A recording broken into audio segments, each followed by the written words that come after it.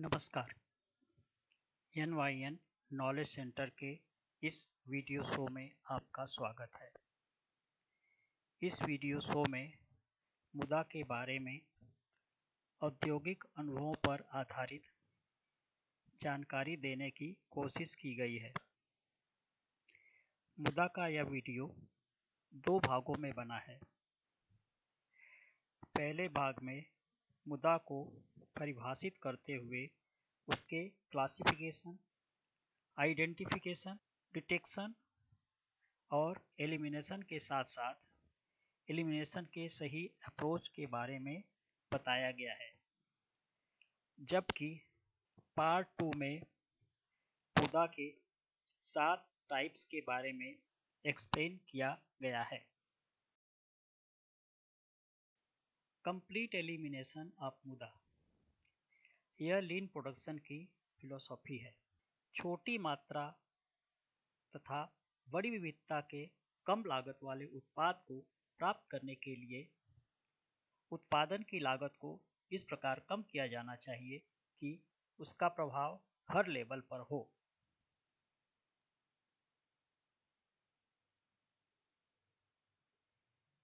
संलग्न चित्र को अगर देखें तो A, C, D और E क्रमशः कॉस्ट ड्यू टू मुदा, प्रॉफिट और obtainable profit after elimination of मुदा को दर्शाते हैं।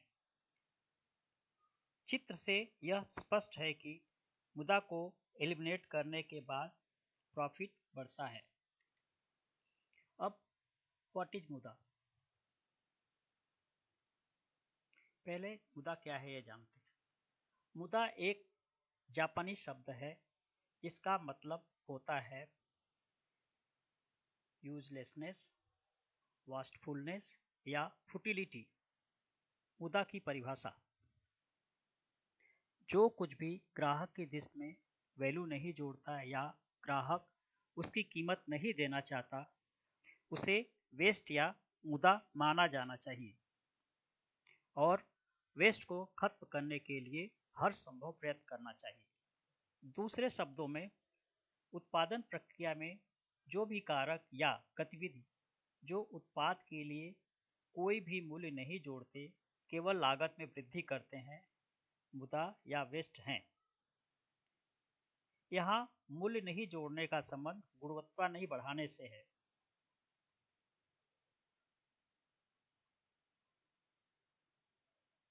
कंसेप्ट ऑफ मुदा: इफिशियंसी में सुधार इस तरह से हो कि अंतिम स्तर के साथ साथ हर स्तर पर अच्छे परिणाम हो। यहाँ हर स्तर का संबंध लेबर से लेकर लाइन और कंपनी लेवल तक है। दूसरा, उतना ही उत्पादित करें जितना आवश्यक है।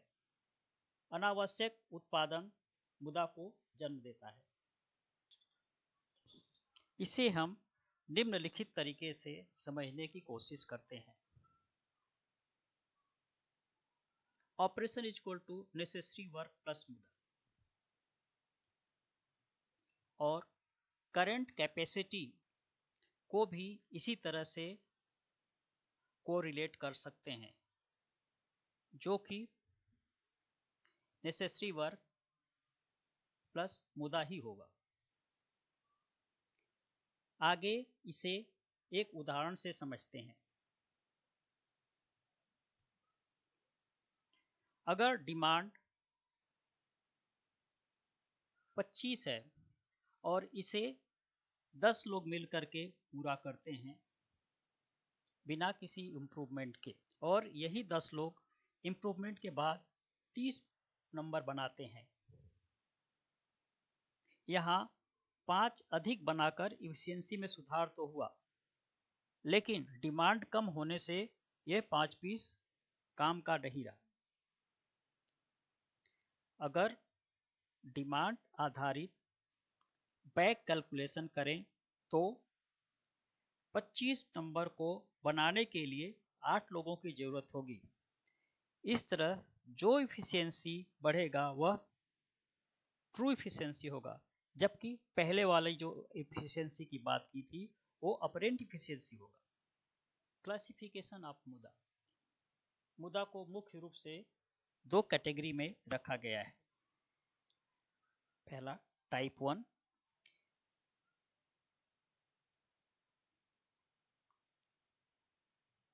यह वैल्यू नहीं जोड़ता लेकिन ग्राहक के लिए जरूरी है। उदाहरण के लिए सुरक्षा संबंधी निरीक्षण, डॉक्यूमेंटेशन और रिकॉर्डिंग इत्यादि, जो सेल्स और वारंटी से रिलेटेड होता है। टाइप 2 प्योर वेस्ट, यह न तो वैल्यूएट करता है और न ही ग्राहक के लिए जरूरी होता है, केवल उत्पाद की कीमत को बढ़ाता है। इसे तुरंत दूर करने की कोशिश करना चाहिए। पुनः इस मुद्दा को 7 भागों में विभाजित किया गया है। पहला, मुद्दा ऑफ ओवर प्रोडक्शन। इसका संबंध आवश्यकता से अधिक प्रोडक्ट बनाने से है। दूसरा, मुद्दा ऑफ वेटिंग। इसका संबंध अनावश्यक रूप से निष्क्रिय रहकर समय और धन को बर्बाद करने से। मुद्दा ऑफ कन्वेंस। इसका संबंध अनावश्यक ट्रांसपोर्टेशन से है। चौथा, मुद्दा ऑफ प्रोसेसिंग। इसका संबंध अनावश्यक प्रोसेस या मल्टीपल प्रोसेस करने से है। पांचवा, मुद्दा ऑफ इन्वेंट्री। इसका संबंध आवश्यकता से अधिक प्रोडक्ट बनाने से है। छठा, मुद्दा ऑफ मोशन। इसका संबंध आवश्यकता से अधिक मैन मशीन का मूवमेंट से है। सातवां, मुद्दा ऑफ करेक्शन।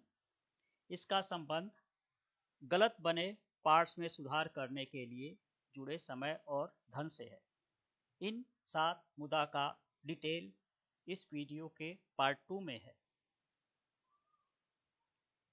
अगला, डिटेक्शन ऑफ मुद्दा।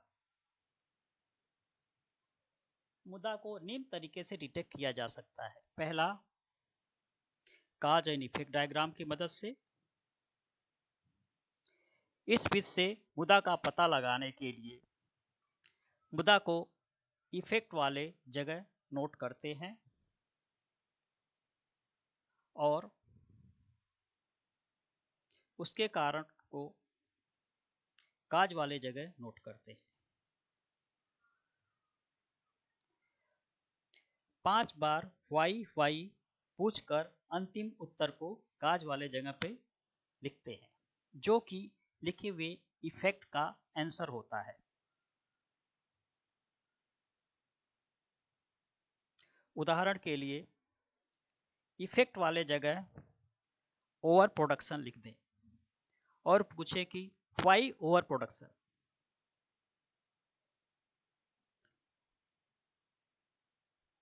यह पहला वाई हुआ। जो जवाब आए उसे आंसर वाले जगह पे लिख दे, जो पहला Y1 का आंसर हुआ। इस आंसर को लेकर पुनः Y प्रश्न करें, जो कि Y2 हुआ। पूछे और उत्तर लिखे। ऐसे 5 बार करें। अंतिम व 5वां आंसर जो आता है उसे बाएं तरफ स्क्वायर बॉक्स में लिखें। यह कारण जो होगा वह मुद्दा ऑफ ओवर प्रोडक्शन का होगा। इसी तरह से और कई मुद्दा के बारे में प्रश्न पूछ करके आप आंसर प्राप्त कर सकते हैं। नेक्स्ट, डिटेक्शन ऑफ मुद्दा यूजिंग 1 by 1 प्रोडक्शन मेथड। इस विधि से प्रोडक्शन शॉप में छुपे हुए मुद्दा को खोजा जाता है और जरूरत के अनुसार प्लांट लेआउट या मशीनरी लेआउट में या मशीनरी या इक्विपमेंट में बदलाव किया जाता है। उदाहरण के लिए अगर प्रोसेस के बीच में अचानक एक साथ 50 पीस को ले जाने के लिए कहा जाए तो उसे ऑपरेटर असुविधायुक्त महसूस करेगा, जिससे वह पहली बार मुदा की मौजूदगी से अवगत होगा और मशीन लेआउट के लिमिटेशन से भी अवगत होगा। तब मशीन लेआउट और मशीन से जुड़े सभी कारकों पर उचित बदलाव करके उसे ठीक करने के बारे में सोचने पर मजबूर होगा। एलिमिनेशन ऑफ मुदा। इन दोनों चित्रों में प्रोसेस करते समय इन्वॉल्व सभी घटकों को दिखाया गया है, जो कि मोशन के साथ साथ वेस्टफुल, यूजफुल या नेट ऑपरेशन, टाइप 1 और टाइप 2 मुदा और टाइप 2 मुदा हैं, जो क्रमशः 1, 2, 3 और 4 से इंडिकेट किए गए हैं। सुधार करके क्रमांक 4 को पूर्ण रूप से दूर किया जा सकता है और नेट ऑपरेशन को बढ़ाया जा सकता है, जिससे टोटल यूजफुल ऑपरेशन बढ़कर 100% हो सकता है, जैसा कि आफ्टर वाले चित्र में दिखाया गया है। इस तरह से मुदा का एलिमिनेशन हो सकता है। अब हम देखते हैं मुदा को एलिमिनेट करने के विभिन्न तरीके। पहला, using inflow production, batch production method, जिसमें हर प्रोसेस के पास इनपुट और आउटपुट बिन रहता है। इनपुट बिन से मटेरियल लेकर प्रोसेस करके आउटपुट बिन में रखा जाता है, जैसा कि इस चित्र में दिखाया गया है। दूसरी तरफ इनफ्लो प्रोडक्शन में प्रोसेस के पहले स्टेशन पर मटेरियल इन करता है और अंतिम प्रोसेस खत्म होने के बाद बाहर जाता है। बीच के सभी स्टेज पर मटेरियल स्टोरेज खत्म हो जाता है। साथ ही साथ एक ही ऑपरेटर सभी स्टेशन पर काम करता है। इससे नंबर ऑफ ऑपरेटर भी कम हो जाते हैं, मटेरियल का स्टोरेज कम हो जाता है, जबकि बैच टाइप में हर स्टेशन पे ऑपरेटर होते हैं। इस तरीके से मैन पावर सेविंग हुआ और समय का भी सेविंग हुआ। Using idle time elimination method, ऐसी स्थिति में जब मशीन ऑपरेटर का काम वर्क पीस का लोडिंग और अनलोडिंग का ही रहता है, मशीन खुद ऑटोमेटिकली सभी ऑपरेशन करती है, तो ऑपरेशन के समय ऑपरेटर खड़ा रहकर समय नष्ट करता है। वह मशीन को देखता है या दूसरे से बातें करता है, जैसा कि पहले चित्र में प्रदर्शित है। अगर ऐसी व्यवस्था की जाए कि इस ऑपरेटर को खाली समय में दूसरे काम पर लगाए, तो इसके समय का सही उपयोग किया जा सकता है। इसके लिए ऑपरेटर को दूसरा ऑपरेशन भी पहले वाले मशीन के साथ दे दिया जाए। पहले मशीन पर जॉब लोड करके दूसरे मशीन पर जॉब लोड करें, पुनः पहली मशीन पर लौट कर पहले वाले जॉब को अनलोड करें और नया जॉब लोड करें, जैसा कि दूसरे चित्र में दिखाया गया है। तो उसका जो समय बर्बाद कर रहा था वो यूटिलाइज होगा। साथ ही साथ एक साथ वो कई मशीन को अटेंड करेगा, तो नंबर ऑफ ऑपरेटर भी कम हो जाएंगे।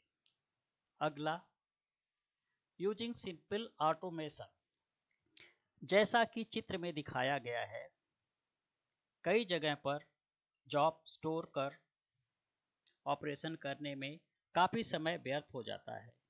इसकी जगह सिंपल ऑटोमेशन करके जॉब अनलोडिंग सीधे कंटेनर में किया जाए, तो समय और ऑपरेटर दोनों को बचाया जा सकता है, जैसा कि संलग्न चित्र में आफ्टर वाला फिगर में दिखाया गया है। अगला, pickup from preceding process method, जैसा कि चित्र में दिखाया गया है, ओल्ड मेथड में प्रोडक्शन प्लान प्रोसेस 1 को दिया जाता है और प्रोग्रेस के साथ साथ बाद वाले प्रोसेस को और अंत में असेंबली को दिया जाता है, जिससे हर स्टेशन पर इन्वेंट्री होने की संभावना रहती है। इसके विपरीत लेटर प्रोसेस पिकिंग मेथड में प्रोडक्शन प्लान को केवल असेंबली को दिया जाता है। असेंबली ही आवश्यक क्वांटिटी उससे पहले वाले ऑपरेशन को से मांगता है। चित्र में देखें तो असेंबली प्रोसेस उसे 3 से मांगता है और 3 2 से और 2 1 से मांगता है। इस तरह हर स्टेशन केवल जरूरी प्रोडक्शन ही करता है, जिससे इन्वेंट्री कंट्रोल रहता है। यह इन्वेंट्री कंट्रोल करने के लिए एक बहुत अच्छा तरीका होता है। अगला, using MTTR sorting method reactive management system की आदत को प्रिवेंटिव मैनेजमेंट सिस्टम की आदत में बदलकर मीन टाइम टू रिपेयर को कम किया जा सकता है, जिससे मशीन की अवेलेबिलिटी बढ़ जाती है और सेफ्टी स्टॉक कम रखने की जरूरत पड़ती है, जिससे इन्वेंट्री में कंट्रोल होता है।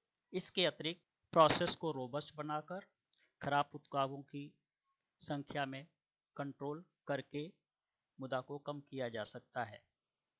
तथा यह हमेशा याद रखें, manufacturing department is last option to check quality. इस वीडियो के अंतिम चरण में summary of steps to eliminate muda को एलिमिनेट करने की दिशा में काम करने के लिए इस स्टेप्स के बारे में ध्यान दें। पहला, रिकॉग्नाइज मुद्दा correctly and make it visible. दूसरा, prepare a system to identify मुद्दा। तीसरा, बी अकाउंटेबल फॉर मुद्दा। चौथा, मेजर मुद्दा। पांचवा, एलिमिनेट और रिड्यूस मुद्दा। छठा, स्ट्राइव फॉर आइडियल कंडीशन। सातवां, रिड्यूस कास्ट। और आठवां, इंक्रीज प्रॉफिट। इस तरीके से आप मुद्दा को इम्प्लीमेंट कर सकते हैं अलग अलग एरिया में और उसका फायदा उठा सकते हैं।